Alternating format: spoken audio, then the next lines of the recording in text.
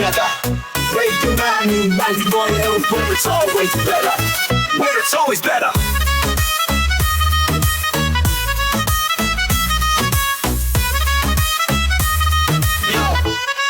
Yo, सुबह का सूरज या शाम का रंग, we bring you joy हर जुबान का धन.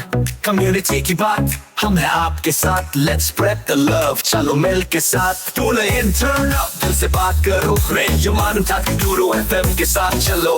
Every voice counts, हर लम्हा यहाँ चलो बात करके देखते हैं. Let's all shine on. Yo, let's all go. सेहत की बात और dreams to share. Radio Manu 92 FM, we're always there. From unity to joy, we bring the light. Every word, every tune makes everything right. Listen up, it's time to unite. Radio Manu 92 FM, shining bright. Dill se suno, we love and care. Chalo baat karke dekhte hain, let's take it there. So come along for the ride. Radio Manu 92 FM, we're by your side. चलो बात करके देखते हैं. Your voice, your guide.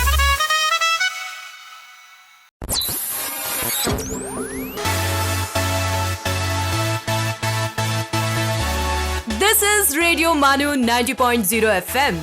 चलो बात करके देखते हैं.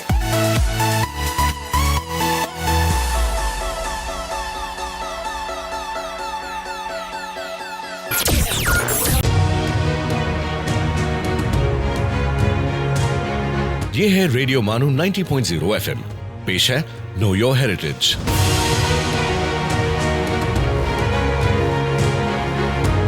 हेलो, नमस्ते, आदाब. मैं दानिश मोइन आपको रेडियो मानू में बहुत बहुत स्वागत करता हूँ, खैर मकदम करता हूँ. ये सीरीज़ जो आप देख रहे हैं, हमने पहले भी बताया है कि ये सीरीज़ का नाम है no your heritage. No your heritage series हमारे यहाँ एक सीरीज़ है जो हमने शुरू किया है इसमें, और कई एपिसोड इसमें हमने दिखाया भी है, बात भी की है. इसमें हमने भारतीय सभ्यता के बारे में, भारतीय कल्चर के बारे में हम आपसे बात करते हैं. पहले याद होगा कि हमने बहुत सारी बातें आपसे भारतीय सिखों के बारे में बात की थी. आज हम एक नए टॉपिक पर लेके आए हैं, और इस नए टॉपिक पर बात करने के लिए हमारे साथ हमारे दोस्त डॉक्टर इकरामुल हक हैं. डॉक्टर इकरामुल हक मौलाना आज़ाद नेशनल उर्दू यूनिवर्सिटी में असिस्टेंट प्रोफेसर की पोस्ट पर काम कर रहे हैं. बड़े लायक इंसान हैं, बहुत ही अच्छी तहकीक है इनकी, और इन्होंने अपना काम इंटेलेक्चुअल हिस्ट्री पर किया है, और ख़ास के मुग़ल दौर पर इनकी अच्छी पकड़ है. तो आज लेकिन मैं इनसे इंटेलेक्चुअल हिस्ट्री पर बात करने के लिए नहीं बुलाया है, बल्कि हम एक नई टॉपिक पर बात करने के लिए बुला रहे हैं आपको. वो टॉपिक है जिसको हम कहते हैं मुग़ल पेंटिंग, जिसको चित्रकला कहते हैं आप, और मुसव्वरी कहते हैं. तो पेंटिंग पर हम आपसे बात करने के लिए इकरामुल हक साहब को लाया. सबसे पहले तो इकराम साहब, आपका बहुत बहुत खैर मकदम, मुबारक. शुक्रिया. चलिए, और अब हम आपसे थोड़ी सी सवालात करेंगे, और आप हमारे श्रोता को बताइए कि क्या है और कैसे हम लोग मुग़ल पेंटिंग को समझने की कोशिश करते हैं. देखिए, पहली चीज़ है कि अगर हम बात करते हैं मुग़ल पेंटिंग के बारे में, तो मुग़ल पेंटिंग कोई नया कंसेप्ट इंडिया में नहीं है. कंसेप्ट इंडिया में बहुत पुराना कंसेप्ट है पेंटिंग का. हम अजंता को जानते हैं, इलारो को जानते हैं, तो पेंटिंग हमारे लिए कोई नई चीज़ नहीं है, और हमारी पेंटिंग मशहूर रही है, दुनिया इस बात को जानती है. तो जाहिर बात है कि मुग़ल में एक अलग तरह की पेंटिंग डेवलप की है, और उस डेवलपमेंट को जानने की कोशिश करेंगे आपके साथ. तो मैं पहला सवाल जो आपसे समझना चाहूँगा कि ये इवोल्यूशन कैसे हुआ, ये कैसे इवोल्यूशन हुआ मुग़ल पेंटिंग की, इसको ज़रा मुझे आप बताएं. बहुत बहुत शुक्रिया प्रोफेसर दानिश मोइन साहब. मुझे लगता है मुनासिब ये होगा कि मुग़ल पेंटिंग के एवोल्यूशन से पहले ज़रा सा हम अपने सामीन और नाज़रीन को ये बताएं कि पेंटिंग क्यों ज़रूरी है तारीख़ के लिए. जैसे हम सब जानते हैं कि अल्फाज मंजर कशी करते हैं, किताबों के ज़रिए से हकीकत का इजहार होता है. उसी तरीके से पेंटिंग भी एक मीडियम है अपने ख़यालात का या हकीकत के इजहार और बयान का. तो ये तसव्वुर रखना बिल्कुल गलत है कि किताबों में जो मौजूद है वो सच है, और पेंटिंग में जिस चीज़ का इजहार किया गया है वो सिर्फ़ और सिर्फ इमेजिनेशन या ख़याली बातें. मैं ये बात इसलिए कह रहा हूँ क्योंकि कुछ लोगों ने मुग़ल पेंटिंग पर ख़ास तौर से ये एतराज़ किया कि ये तारीख़ पढ़ने के लिए कारआमद नहीं है. अच्छी बात. वजह ये बताइए कि मुग़ल जो पेंटिंग्स हैं वो एक तरह से आइडियलाइज्ड एक्सप्रेशन है, जिसमें एक मिसाली तस्वीर बयान की गई है, ना कि हकीकत का बयान है। तो इसलिए अगर मुग़ल पेंटिंग का इस्तेमाल करके हम उस दौर की तारीख़ को समझना चाहें, लिखना चाहें, तो ये गलत होगा। लेकिन हम सब जानते हैं कि मुग़ल पेंटिंग के अंदर हकीकत का उतना ही बयान और इजहार है जितना मुग़ल क्रॉनिकल्स में है और किताबों में है। और अगर हम दोनों को एक साथ मिला के पढ़ें तो ये बात बहुत वाज़ेह हो जाती है। इसलिए हिस्टोरियंस ने कहा कि नहीं, हमें मुग़ल तस्वीर को बड़ी संजीदगी के साथ पढ़ने की ज़रूरत है। इसीलिए एक ग्रुप जो है हिस्टोरियन का जो है वो मुग़ल पेंटिंग को काफ़ी तवज्जो देता है और काफ़ी इस पर रिसर्च की गई। बिल्कुल। और अभी पिछले 30-40 सालों में तो 8 हिस्टोरियन जिन्हें हम कहते हैं, उन्होंने बहुत ज़बरदस्त तहकीकात की हैं मुग़ल पेंटिंग के हवाले से। जहाँ तक आपका सवाल है मुग़ल पेंटिंग की शुरुआत और इवोल्यूशन कैसे हुआ, आपने बहुत सही बताया कि तस्वीर कोई ऐसी चीज़ नहीं है जो मुग़ल पहली बार लेकर के आए। हिंदुस्तान में इसकी एक बहुत पुरानी परंपरा रही है और मुग़लों के आने से पहले भी 15वीं सदी में जौनपुर और मालवा और गुजरात, यहाँ पे भी मिनिएचर पेंटिंग की परंपरा रही है। मुग़ल पेंटिंग की बाकायदा शुरुआत तो हुमायूं से मानी जा सकती है।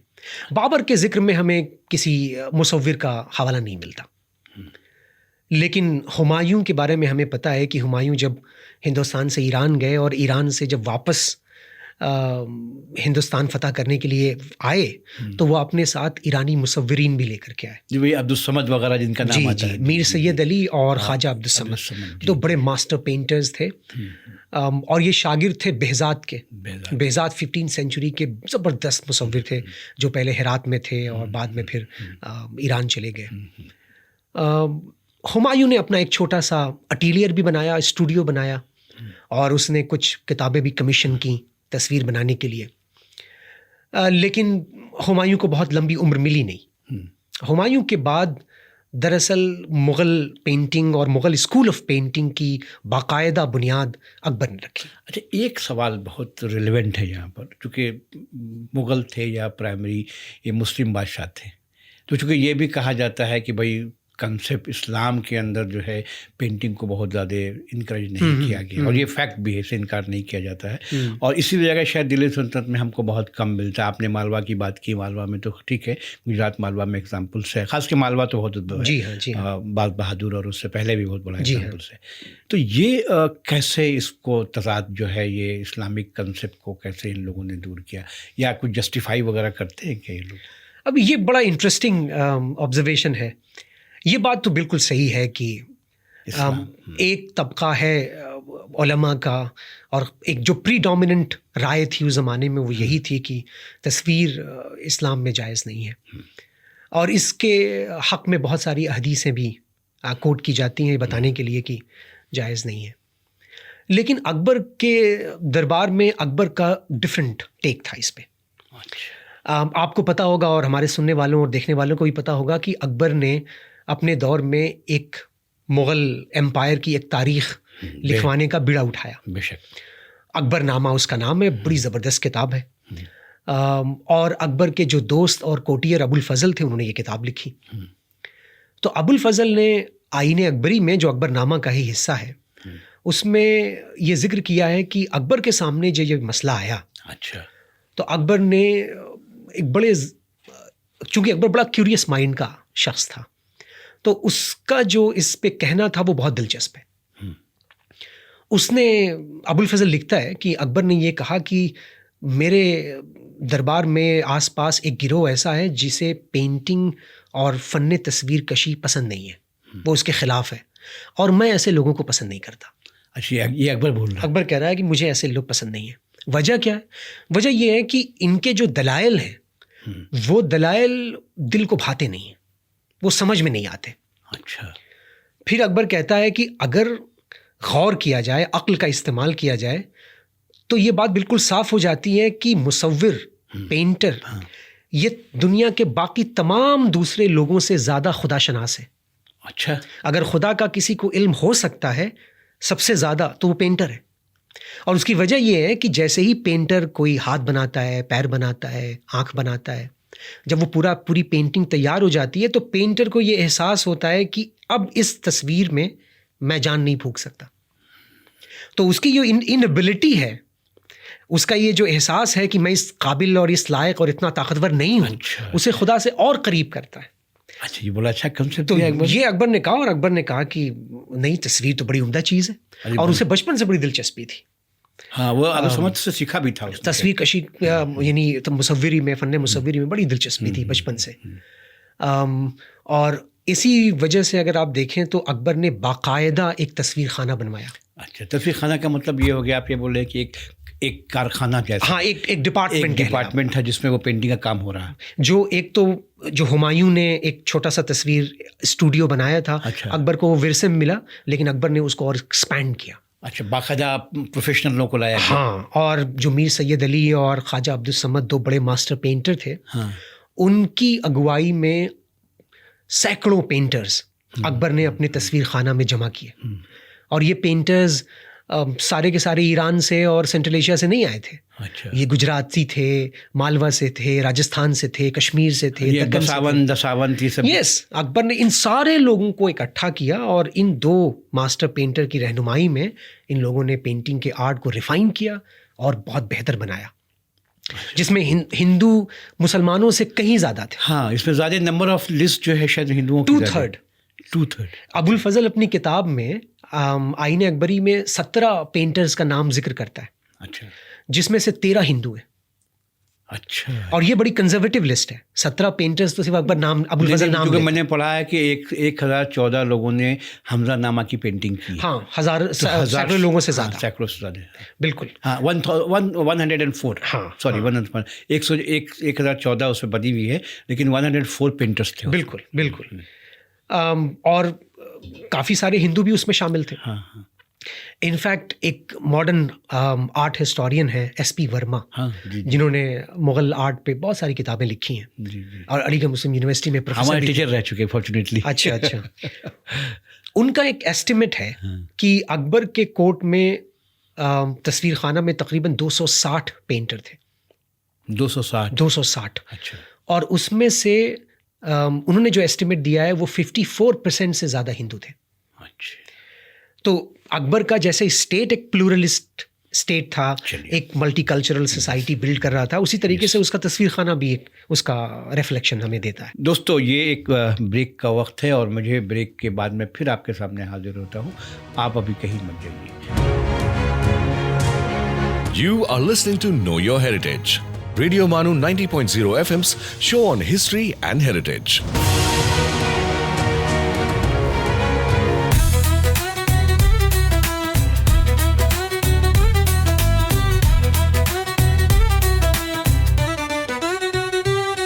ये है रेडियो मानू, एक community radio station. So join the wave, come along for the ride. Radio Manu 90.0 FM, we're by your side.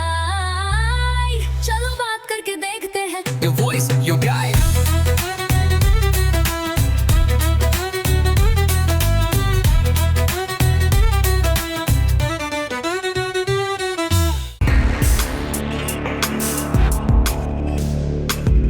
Let's listen to History's Mysteries. दोस्तों, आप सुन रहे हैं मिस्ट्रीज आरजे अवध के साथ। आज के प्रोग्राम में हम बात करेंगे रेफ्रिजरेटर की, एक ऐसी इजाद के बारे में जिसने खुराक को महफूज रखने के तरीके को हमेशा के लिए बदल दिया। आज फ्रिज हर घर की ज़रूरत बन चुका है, लेकिन एक ज़माना ऐसा था जब लोगों को खुराक महफूज रखने के लिए बर्फ़, नमक और ज़ेर ज़मीन तहखानों पर इन्हिसार करना पड़ता था। गर्मियों में दूध, गोश्त और दीगर ग़ज़ाएँ जल्द ख़राब हो जाती थीं, जिसकी वजह से सेहत के मसाइल पैदा होते थे। मसनूई ठंडक पैदा करने के तस्वुर पर 1748 में विलियम कॉलिन ने तजुर्बात की, जबकि 1834 में जैकब परकिंस ने पहला अमली रेफ्रिजरेटर सिस्टम तैयार किया, जिसकी वजह से इन्हें फादर ऑफ रेफ्रिजरेटर भी कहा जाता है। रेफ्रिजरेटर की तारीख़ में एक दिलचस्प मोड़ 1922 में आया, जब दो नौजवान स्वीडन इंजीनियर बाल्टज़ार वोन पालहार्टेन और कार्ल मंटर्स ने एक इनकलाबी एब्जॉर्प्शन रेफ्रिजरेटर ईजाद किया। इस डिज़ाइन में कोई मुतहरिक पुर्जा नहीं था, जिसकी वजह से ये खामोश, ज़्यादा महफूज और निस्बतन काबिल एतमाद था। दोनों इंजीनियर्स उस वक्त अभी यूनिवर्सिटी के तालिब इल्म थे और उनकी ये इजाद बाद में दुनिया भर में मकबूल हुई। मारूफ कंपनी इलेक्ट्रोलक्स ने उनकी डिज़ाइन के हकूक़ खरीद लिए, जिससे घरेलू रेफ्रिजरेटर्स की तरक्की को नई रफ्तार मिली। इससे पहले डॉक्टर जॉन गोरी ने 1840 की दहाई में बुखार के मरीज़ों के लिए मसनूई बर्फ़ बनाने की कोशिश की थी, जिसने जदीद कूलिंग टेक्नोलॉजी की राह हमवार की। 1913 में घरेलू इस्तेमाल के लिए पहला इलेक्ट्रिक रेफ्रिजरेटर मुतारिफ़ कराया गया और फिर वक्त के साथ रेफ्रिजरेटर मज़ीद जदीद, महफूज और तवानाई की बचत करने वाला बनता गया। आज रेफ्रिजरेटर सिर्फ खुराक को ताज़ा रखने के लिए ही नहीं, बल्कि वैक्सीन्स, मेडिसिन्स, ब्लड और मेडिकल सैंपल्स को महफूज रखने के लिए भी इस्तेमाल होता है। ये इजाद इस बात की बेहतरीन मिसाल है कि साइंस और इंजीनियरिंग किस तरह इंसानी ज़िंदगी को बेहतर बना सकती है। दोस्तों, आप सुन रहे थे स्टीज मिस्टीज आरजे वैद के साथ। आपसे फिर मुलाकात होगी, तब तक के लिए सुनते रहिए रेडियो मानू 90.0 FM। चलो बात करके देखते हैं। आप सुन रहे थे histories mysteries.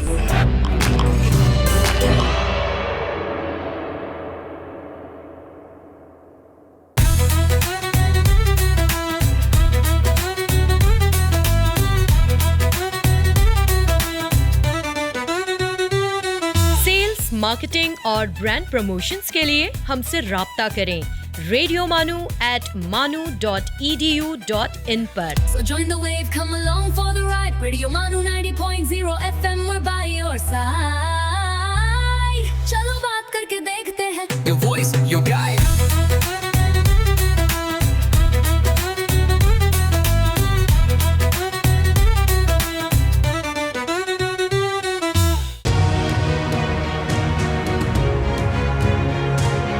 You are listening to Know Your Heritage, Radio Manu 90.0 FM's show on history and heritage.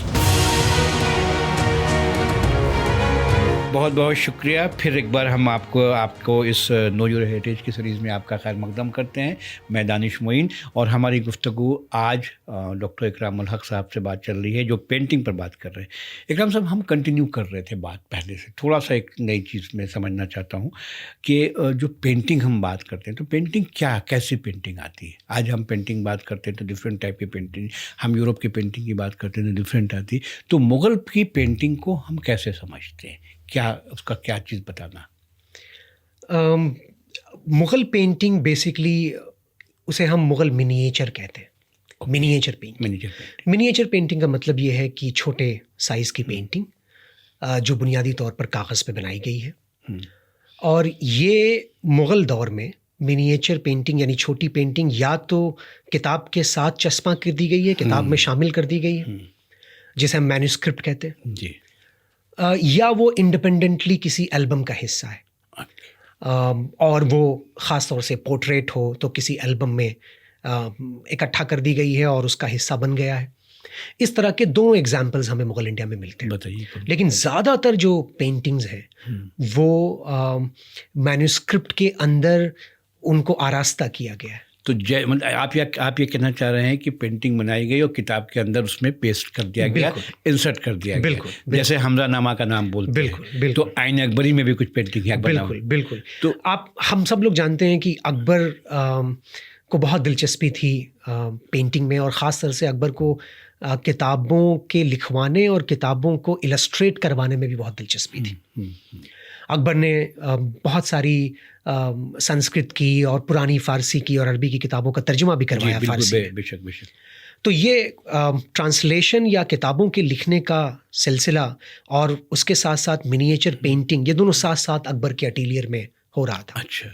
तो जब एक किताब लिखी जा रही है तो वो किताब जब तैयार हो रही है तो उसके साथ साथ उसके अंदर जो अहम वाक़यात हैं, जो दिलचस्प किस्से हैं, जो बड़े मालूमात अंगेज़ वाक़यात हैं, उनके बारे में अकबर ख़ुद निशानदही करता था कि ये वाक़या, इसकी तस्वीर बनाई जाए। अच्छा। और उसके बाद अकबर के जो पेंटर्स हैं वो उसकी तस्वीर बनाते थे और वो किताब के साथ चस्पा की जाती थी, उसके साथ उसको मुज़य्यन किया जाता था। तो जैसे किताब अकबरनामा है, तो अकबरनामा में कई पेंटिंग्स भी है अंदर में। बिल्कुल, अकबरनामा जब मुकम्मल तैयार हुई, जब वो लिखी जा रही थी, तो उसके साथ साथ उसके इलस्ट्रेशन भी तैयार हो रहे थे, उसकी पेंटिंग भी। ओके, जैसे हम प्लेट्स लगाते हैं, जब आप आज की डेट में हम किताब छापते हैं तो भाई प्लेट बना दो, बिल्कुल। और वैसी बन रही थी। और आपको ये जानकर ताज्जुब होगा हमारे सुनने वालों को कि मुग़ल मिनिएचर पेंटिंग का ये जो बेहतरीन ट्रेडिशन था, आज हिंदुस्तान में बड़ी तादाद में मिनिएचर पेंटिंग्स नहीं है। अच्छा, ये मुग़ल मिनिएचर्स पेंटिंग्स ये दुनिया के बाकी और म्यूज़ियम्स में और लाइब्रेरीज़ में और कलेक्शंस में मौजूद है। उसमें ऑफ कोर्स अंग्रेज़ों ने बहुत सारी किताबें जब वो यहाँ से ले गए, और बहुत सारे लोगों ने उसको ख़रीदो फ़रोख्त कर दिया, और उस सिलसिले में वो एल्बम भी इधर उधर मुंतशिर हो गया, किताबें भी मुंतशिर हो गई। आपने अकबरनामा का हवाला दिया। जी जी। अकबरनामा की जो पेंटिंग्स हैं, उसके जो मिनिएचर हैं, उसका एक बहुत बड़ा collection Victoria and Albert museum में है। जी जी जी, लंदन में। आपने सही बताया। तो अगर आपको अकबरनामा की पेंटिंग्स देखनी है, उसके इलस्ट्रेशन देखने हैं, तो आपको विक्टोरिया एंड अल्बर्ट म्यूजियम। इस हमजानामा का भी तो है ना, हमजानामा की भी तो- हमजानामा अकबर का बड़ा एक एम्बिशियस प्रोजेक्ट था। हाँ अकबर को हमजानामा एक दास्तान हाँ है, जी। पर्शियन दास्तान है, फारसी दास्तान। माना जाता है इसके बारे में कि जो ये प्रॉफिट के जो अंकल थे, चचा थे, हज़रत हमज़ा, उनके मंसूब उनसे जो एडवेंचरस वाक़यात हैं, जो बहादुरी के किस्से हैं, जो रोमांस हैं, वो इनमें बयान किए गए। और अकबर को इसमें बहुत दिलचस्पी थी। अकबर से पहले भी ये किताब साउथ एशिया में बहुत पॉपुलर हो चुकी थी। अच्छा, और अकबर को किस्से से बहुत दिलचस्पी थी, तो उसने ये एम्बिशियस प्रोजेक्ट तैयार करवाया कि इस किताब के जो 12 वॉल्यूम्स में हमजानामा के इलस्ट्रेशन तैयार हुए। और अबुल फजल अपनी किताब में लिखते हैं कि 1400 पेंटिंग्स थी इस हमजानामा में। बल्कि मैंने तो पढ़ा है 1014। हाँ, 1014। नो 1400 1400 पेंटिंग्स थी अबुल फजल के मुताबिक। अच्छा, हालांकि ये नंबर कम और ज़्यादा हो सकता है, लेकिन और इसको 15 साल लगे इस पूरी किताब को मुकम्मल करने में, उसको आरास्ता करने में। मोर देन 100 पेंटर्स वे। हाँ, उन अकबर की स्टूडियो में उन्होंने काम किया। अच्छा, ये यहाँ पर थोड़ा सा हम रोकेंगे, अभी आपसे दूसरा सवाल करेंगे क्योंकि टाइम की कमी है। तो एक तो ये पेंटिंग क्या होगा, इसमें इन्फ्लुएंसेस कुछ दिखता है क्या, किसका इन्फ्लुएंस, असरात क्या है, कैसे इन्फ्लुएंस? जो मुग़ल पेंटिंग्स है, ऑफ कोर्स उस पे ईरानी असरात भी हैं। अच्छा, इंडियन जो ट्रेडिशन है उसके भी असरात हैं। लेकिन जो सबसे ज़्यादा प्रोमिनेंट असर जो महसूस होता है मुग़ल पेंटिंग्स में, ख़ास तौर से जहांगीर के पीरियड से और अकबर के आखिरी ज़माने से, वो यूरोपियन असरात है।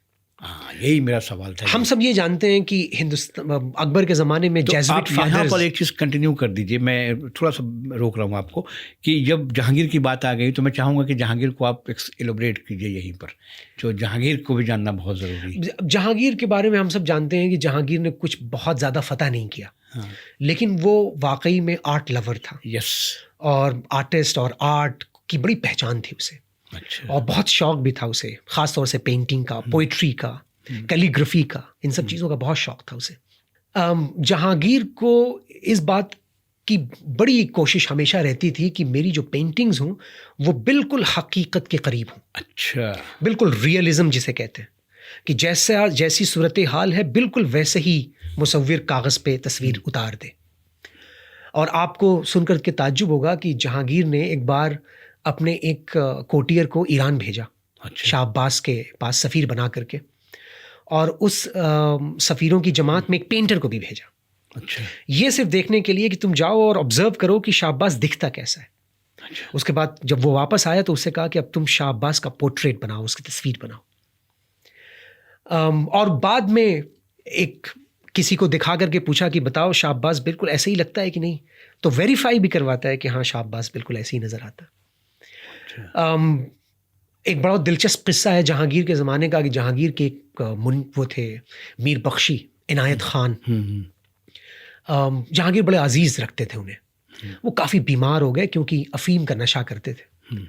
जहांगीर तुज़ुक जहांगीरी में लिखता है कि उनको देखकर बिल्कुल ऐसा लग रहा था जैसे किसी ने हड्डी पे चमड़ा चढ़ा दिया हो। अच्छा, इतने नहीफ और कमज़ोर इनायत ख़ान हो चुके थे। जहांगीर ने इनायत ख़ान को दरबार में बुलाया और अपने आर्टिस्ट पेंटर से कहा कि इनकी तस्वीर बनाओ बिल्कुल वैसे ही जैसे इनायत ख़ान लग रहे हैं। और अगर आप वो तस्वीर देखें वो, तो आपको इनायत खान की हालत ज़ार पे रोना आएगा कि कोई आदमी इतना कमज़ोर कैसे हो सकता है। तो जहांगीर की ये जो फ़िक्र थी कि रियल और बिल्कुल हकीकत से करीब तस्वीरें होनी चाहिए, ये उसने कई बार कोशिश भी की। अच्छा, ये इसको बात को आगे बढ़ाएंगे हम। अभी ठीक छोटा सा ब्रेक लेने का वक्त आ गया है। हाजरीन, आप कभी मत जाइएगा, मैं अभी आपके सामने हाजिर हूँ। आप सुन रहे हैं नो योर हेरिटेज, रेडियो मानू 90.0 FM का हिस्ट्री एंड हेरिटेज शो।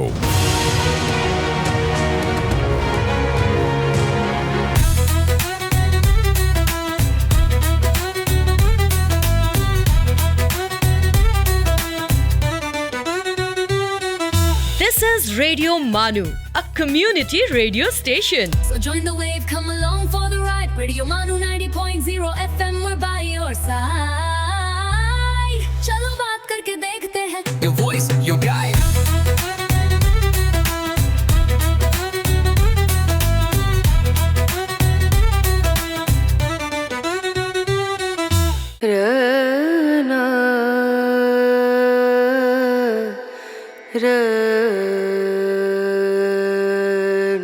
ये है रेडियो मानू 90.0 FM।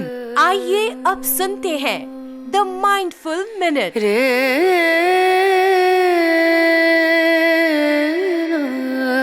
The question isn't who is going to let me, it's who's going to stop me. Ayn Rand.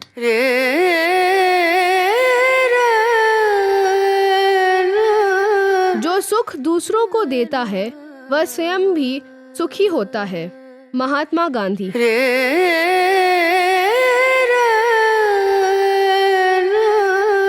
बगैर देखे कोई चीज मुंह में न डालो और बगैर पढ़े कभी दस्तखत न करो, स्पेनी कहावत। This is Radio Manu 90.0 FM. You were listening to the Mindful Minute.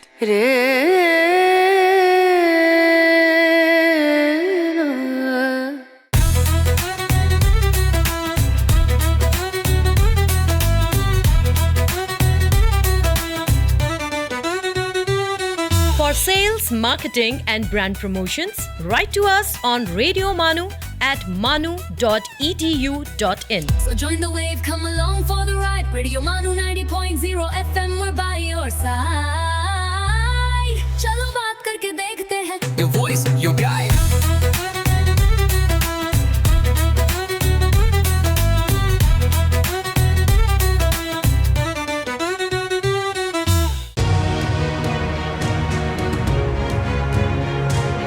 आप सुन रहे हैं नो योर हेरिटेज, रेडियो मानू 90.0 FM का history and heritage show. Break के बाद आपका खैर मकदम है। मैं Danish Moin know your heritage की सीरीज़ पर बात कर रहा हूं और मेरे साथ बात करने के लिए अभी जो मौजूद हैं डॉक्टर इकराम बैठे हुए। हम लोग मुग़ल पेंटिंग पर बात कर रहे थे। ये आपसे जो बात कर रहे थे, हम जहांगीर पर बात कर रहे थे। हमने किताबों में जो पढ़ा है पेंटिंग पर जो बातें, उसमें पेंटिंग में ये कहा कि जहांगीर पोर्ट्रेट के लिए बहुत मशहूर था। कुछ नया आपने बताया कि इन्फ्लुएंस यूरोप का इन्फ्लुएंस है। ये पोर्ट्रेट इन्फ्लुएंस क्यों हुआ? पर नेचुरलिस्ट था। आप उसे क्वाइन को भी देखिएगा तो पोर्ट्रेट दिखता है साफ साफ। उसके कई डिफरेंट पोर्ट्रेट है जिस पर हमने एपिसोड में आप हम जब बात कर रहे थे तो किया था। तो इसको थोड़ा इलैबोरेट कीजिए आप। अब देखिए, जहांगीर को नेचर से भी बहुत लगाव था। जैसे मैंने अभी अर्ज़ किया कि जहांगीर को इस बात का बहुत एहसास था कि चीज़ों की तस्वीर इस तरह बने कि वो बिल्कुल हकीकत का बयान हो। जहांगीर के बारे में आता है कि, और उसने ख़ुद तुज़ूक में लिखा है कि जब वो कहीं जाता था शिकार खेलने के लिए तो अपने साथ पेंटर्स की टीम भी ले जाता था। और उसके कोर्ट में ख़ास तौर से मंसूर बड़े ज़बरदस्त पेंटर थे, जिन्हें जहांगीर कहता था ये नादिरुल असर है, यानी इनके जैसा ज़माने में कोई नहीं है। उनका टाइटल नादिरुल असर। और मंसूर की ख़ास बात ये थी कि वो नेचर यानी एनिमल्स और बर्ड्स और लैंडस्केप, इनकी पेंटिंग बहुत ज़बरदस्त बनाते थे। दूसरे पेंटर थे अबुल हसन। अबुल हसन की ख़ास बात ये थी कि वो पोर्ट्रेट बहुत अच्छा बनाते थे। अच्छा। तो मंसूर का एक ज़ेबरा की पेंटिंग बहुत मशहूर है। जहांगीर के पास वेस्ट अफ्रीका से, गोवा से जो वेस्ट अफ्रीकन ज़ेबरा लाया गया, और जहांगीर देख के तंग हो गया कि ये कौन सा ऐसा घोड़ा है जिसके ऊपर निशान है, क्योंकि ज़ेबरा इससे पहले उसने नहीं देखा था। और वो तुज़ूक में उसने लिखा कि ये अजीब व गरीब शय मैंने देखी है, लेकिन मैंने अपने पेंटर मंसूर से कहा है कि इसकी तस्वीर बनाओ, क्योंकि पढ़ने वाले यकीन नहीं करेंगे कि ऐसा कोई जानवर होता था। और फिर उसके बाद वो पेंटिंग बनाई गई ज़ेब्रा की। जब वो कश्मीर गया 1920 में, तो वहाँ पे 1620 तो वहाँ पे कश्मीर में ख़ास तौर से ट्यूलिप बहुत मशहूर है। और मंसूर का जो ट्यूलिप की जो पेंटिंग है वो बहुत शानदार और ख़ूबसूरत है। तो जहांगीर का पोर्ट्रेट और ऑफ कोर्स जहांगीर जो नेचर का रिप्रेजेंटेशन है उसके पेंटर्स के ज़रिए से, वो दोनों बहुत शानदार है। Very good. तो ये एक आपने बड़ी अच्छी बात हमें बता दी कि अच्छा, एक चीज़ तो मुझे समझ में आ रही है कि अगर आपको पेंटिंग पढ़नी है, समझनी है, तो आपको टेक्स्ट भी पढ़ना पड़ेगा। बहुत क्योंकि बिना टेक्स्ट के आपको फिर हिस्ट्री वालों को मज़ा नहीं आएगा। बिल्कुल। ये जिस तरह से आपसे जो बात हुई उससे ये मुझे इस बात का एहसास हुआ। लेकिन एक चीज़ और थी कि मैंने क्वाइंस के कॉन्टेक्स्ट में देखा, जो आपने कहा कि अकबर का भी पोर्ट्रेट है, लेकिन अकबर के पोर्ट्रेट पर जो क्वाइन चलाया है वो भी जहांगीर ने चलाया है, अपने पोर्ट्रेट पर भी चलाया है डिफरेंट पोस्टर्स में। और वो तो ये जो पोर्ट्रेट की है, मुझे एक सवाल ये था कि क्या जो पेंटिंग जो आर्टिस्ट वहाँ पर बना रहा है उसी की कॉपी की गई है क्या क्वाइंस पर? पॉसिबिलिटी क्या है? हो सकता है, क्योंकि अकबर का पोर्ट्रेट जो है वो जहांगीर ने बनवाया। Yes of course. और जहांगीर की एक बड़ी खूबसूरत पेंटिंग है जिसमें वो अकबर की तस्वीर अपने हाथों में लिए हुए। अच्छा, ये भी पेंटिंग है। अच्छा, तो जहांगीर है खड़ा हुआ और उसके हाथ में अकबर का पोर्ट्रेट है। अच्छा। तो बिल्कुल मुमकिन है, हो सकता है कि वहीं से इंस्पायर हो कॉइन्स के ऊपर। बहुत बहुत शुक्रिया इकराम साहब इस पर डिस्कशन। अभी हमारी कुछ और गुफ्तगू बाकी है, क्योंकि वक्त की कमी है। तो मैं अगले एपिसोड में जब भी आपके साथ मिलूँगा तो उस पर आपके साथ गुफ्तगू करूँगा। और आपका बहुत बहुत शुक्रिया। और मैं अपने श्रोतागण का भी बहुत बहुत आभारी हूँ जिन्होंने अपना टाइम दिया। Thank you very much. You were listening to Know Your Heritage, Radio Manu 90.0 FM's show on history and heritage.